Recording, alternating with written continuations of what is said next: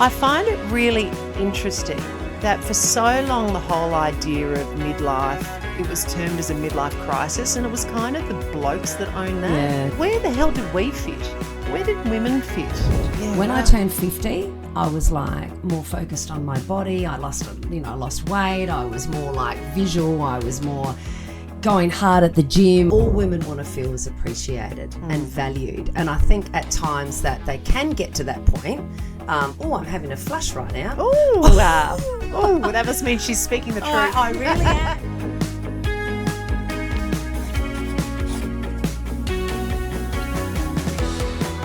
Hello and welcome to the No Woo Woo Wellness Podcast. I'm Clarke. I'm Sharon Templeton. How are you, dolls? I'm really good. How are you? You had a bit of a big weekend. I sure understand. did. What happened? Turned the big 5-3. 53. When the hell did that happen? Is that kind of a nothing one though, in that 50, and then I always say 55 is just 50 plus GST. So I feel like that's the next one. 53, how do you feel about it? It's interesting because it's like I turned 50 and I made that stretch out for like forever. A festival of 50. A festival of 50. And then it sort of just went 50 to 53. I don't know what happened. I lost 1, 2 in between. But I still celebrated it. Yeah, but do you find, and this is something that I find with aging, I absolutely don't understand when it happened. I still feel like that 20-year-old. I still feel like my mind hasn't changed, but now I'm physically noticing the body Yeah, change. Like I remember when my ass dropped and I was running across, no joke, I was dead set running across the road and I felt something on the back of my hamstring. What the hell's that? It was my ass. I'd gone from having, that nice perky ass, nice the little flat, peach. the nice flat little lady peach. bars. Yeah. That kind of happened. Yeah. Yeah. All right, 53, dolls. 53. It's interesting because I do feel like it's different, and your body, like your mind is still young, and I'm always still got that little rat bag in me that loves to have a good time, but the old body doesn't pull up as well as it used to after a few shampoos on the weekend, but totally worth it. Absolutely loved it. All right, well, stick around because that's exactly what we're going to talk about, the whole idea of midlife crisis versus midlife reinvention, and it's courtesy to probably 4 of the most famous women in the world. Okay. Sex in the City. You grew up with it, right? Tell me. Sarah Jessica Parker. Yeah, I love her. I adore her. I adore her because she's got weird hands like me. I adore her because her face looks fantastic. And I adore her because of her fashion sense that I would never, ever wear. I love her wardrobe. Yeah, you'd wear her stuff. I so would totally wear her wardrobe. My favourite scenes were her in her wardrobe, trying on the tutu, just like, having a bit of fun with the girls. Love that. Yeah, okay. So they've done the spin-off, right, which is And Just Like That, and it's come out the second or third, fourth, whatever iteration we're up to, and they've gone to a new streaming service, and I'm too cheap to try it. So if someone can tell me what's going on, that would be great. Hasn't had great reviews from what I've seen. But I find it really interesting that for so long the whole idea of midlife, it was termed as a midlife crisis, and it was kind of the blokes that own that. Yeah, the buy the red Porsche. Yeah, right. And it was kind of, and then they date the 24-year-old and they do all this sort of stuff and spend inordinate amounts on golf clubs or something. Where the hell did we fit? Where did women fit in midlife during those conversations? Because I can't ever remember listening to women talk about midlife crises for them. No. And now, maybe it's because they just didn't talk about women aging, full stop. But now when you see these 4 incredible women take to the streets of New York and do, 3, we know that Samantha's not there. It's almost like for women it's not a midlife crisis. It's like a midlife, I don't know, reimagining or a rebirth maybe. Reinvention? I like that. Do you think? It's a midlife reinvention. I think that when women get to their 50s, of course women are more introvert in the fact that they probably wouldn't speak about how they're feeling as much as like men will. I have to be careful here, don't I? But I think that... I know we are so going to stereotype. We are come so along for the ride. going to... I think, look, women, number one, are... They're going through the change. Yeah. So they've got the menopause, they've got the body's changing. There's lots of different things that are changing within themselves. I do think that maybe women do get their tolerance isn't as good as it used to be. I think that they get more irritable. I think that they get more like their filter is like they just say it how it is. And are we on the right sort of path? Yeah. You know what I'm saying here? I think that women are, yeah. And is that because they're irritable, or is that because we've just got to a stage where we're finally confident? We are maybe over the fact that, you know, from that moment that you sort of turn 40 onwards, you start becoming invisible and you go, actually, no, I've got to this stage of my life. I've done some really important things, or, you know, or I've got a story to tell. And so you're more confident in actually speaking up and going, that's not okay for me, maybe. I think that we're natural people pleasers, right? So Yeah. we all of our life, we get to a certain stage. It could be that, you know, we want to meet a guy, we want to get married, we want to have children, we want to be the perfect mother, we want to be the perfect wife, we want to be, you know, we are natural pleasers. I mean, it's like if you've, you know, women will make more the sacrifices that they feel that they need to do, but then they will get to a certain age of going, do you know what, I'm sick of being this person. I'm done. And all women want to feel is appreciated and valued. And I think at times that they can get to that point. I'm having a flush right now. Oh, wow. Oh, that must mean she's speaking the truth. I really am. But I do think that they do get to that point where I think women now, when they do get into their 50s, are probably more verbal than what they used to be. Yeah. And we're encouraged to be more verbal now. Like I think about my mum and my grandmother growing up, you know, like the conversations that we're now having about perimenopause and menopause. I mean, it just didn't exist. You just put your big girl pants on. And I mean, even if I ask my mum, she goes, oh, I don't even remember. You just got on with that. And here we are trying HRT, acupuncture, all these sorts of things. It's a real thing. And it is a real thing. So then you're 53. You've just had the birthday. How do you feel different than you did when you were 20? And do you like yourself more now than when you were 20? Do you like your life now? Do you? I feel more content within myself. Yeah. I feel more like I've set boundaries for myself. I say no more. I don't worry so much what people think of me because people are going to think what they're going to think anyway of you, regardless. But I like me.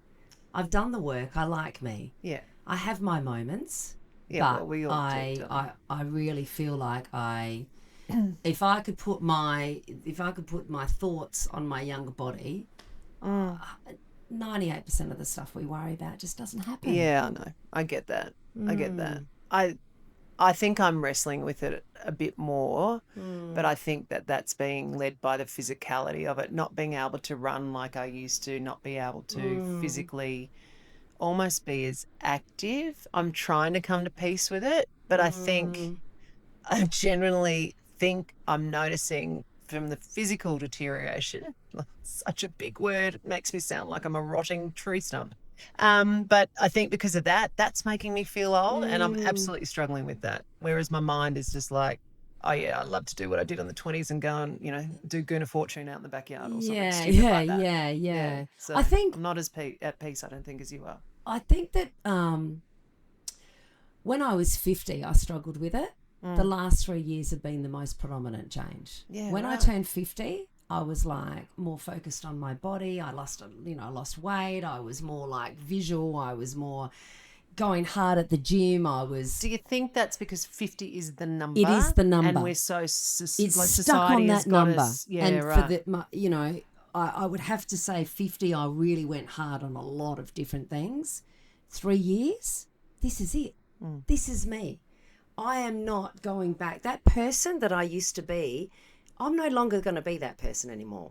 You know, so now I have to change my mindset and go, this is the new me. Everything is the new me. Okay. I had some good years, and look, I'm not.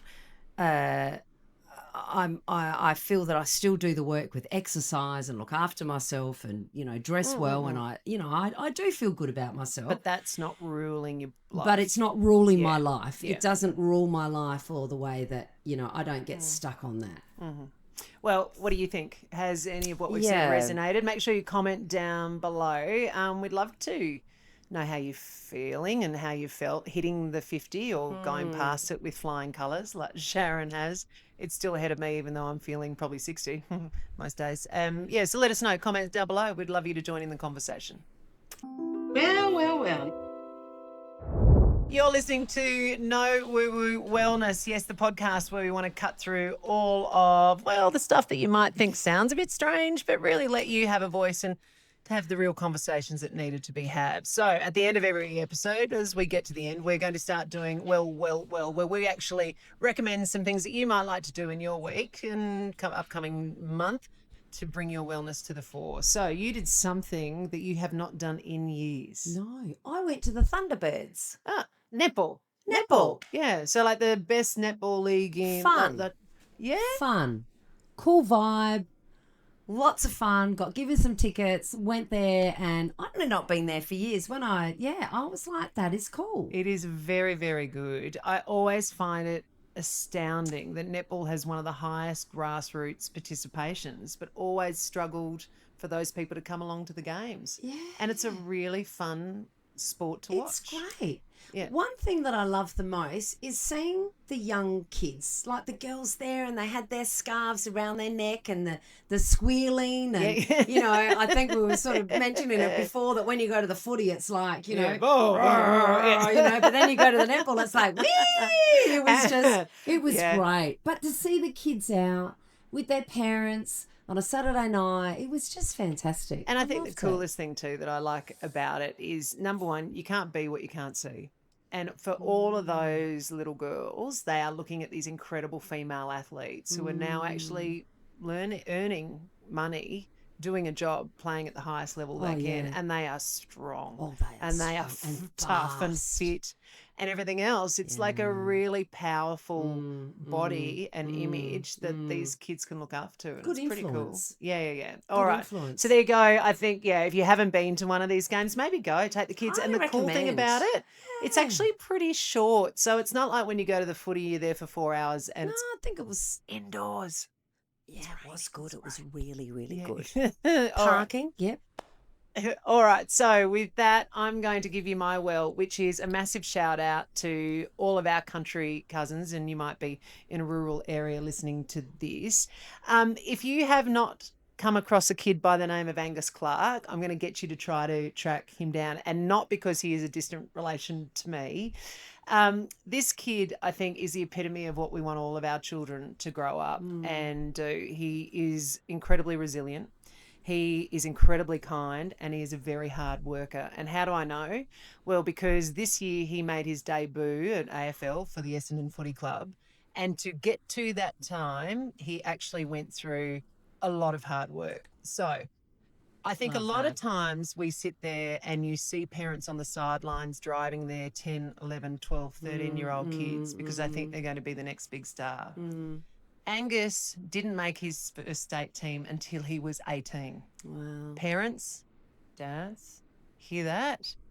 18, he made his first state team and he played in the AFL this year, the year after. And not only that, he did year 12 down in Mount Gambier and flew up and stayed with us for, 2 nights. So what that did and what drove him to do it is incredible. And I just really... your homework from me is to go and find the interviews that Angus did and the Essendon Footy Club have pushed out and actually hear what sport for our kids is supposed to be and how those parents dealt with that. Yeah. Because I think a lot of parents dealing with kids in sport at the moment could probably do with that reality check. Yeah. It's about the person first and making them a good human being before it's about making a great footballer. I really like that. All right, I really enjoy. like that. All right, don't go anywhere. She's got homework for you too. All right, homework. Yes, I know that thing that you haven't done for 80 million years, but our kids really love doing it. No. So, Sharon, you're going to set us some homework this week. I kind of did a little bit already, didn't I? Go and find Angus Clarke on those interviews. Yes. What homework are you setting us? Say no. No. Oh, like later. Sorry. She tells me to do things and I just jump. Was that it? Did I get an A? Yeah, just say no. So what do you mean? What do you mean say no? Okay. So your homework is to say no more often. Let me give you an example of what I did, okay? And I felt terrible.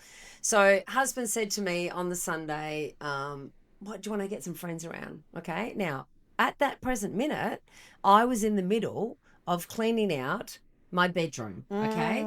Picture this, tracksuit pants on, no bra, hadn't had a shower. It was like, 1 o'clock in the afternoon. I had my little beatbox there. I was in my element. I have been putting this off forever. Has everyone got a chair in their wardrobe where you just keep piling stuff up, right? So I was in the thick of it. I was loving it. And then I turned around and I said, look, no, babe, I know this is really bad and I know we've not seen them, but I really don't want to have everyone around. Am I like an awful person for doing that sounds absolutely fantastic. It just felt... But I think too, coming back to what we were talking about earlier, the ability to say no is just so important, and it's amazing how hard it can be. But I think when you say no there, that's a powerful thing, and that's liberating. A really good thing. And it was just on that. Yeah. I wouldn't have done that in my 30s or 40s. Yeah. I would have said, yep, no worries. I would have put on the makeup. I would have got everything, gone down, done the shop, cleaned the house, done everything like that. But I knew what was ahead of me. Yeah. I would have had to go into the shops. I would have been the one cleaning. I would have been like, and I'm like, no. Okay. So that felt good. It was liberating. So try it, just even if you do it once. All right. Well, and I do love my friends. Shout out to my husband who I say no to Friday and Saturday nights. So I'll try to change it up a little bit. Boom, there it is. No, it's not. That's the problem. Anyway, enjoy. Thanks for tuning in and listening to the No Woo Woo Wellness with Sharon Templeton and Clarke. Please comment below. And look, if you're feeling great, maybe we've just put a little bit of smile to your face or to your day. Give us a 5-star rating. That'd be great. And then more people can hear No Woo Woo Wellness. See you next time. Bye.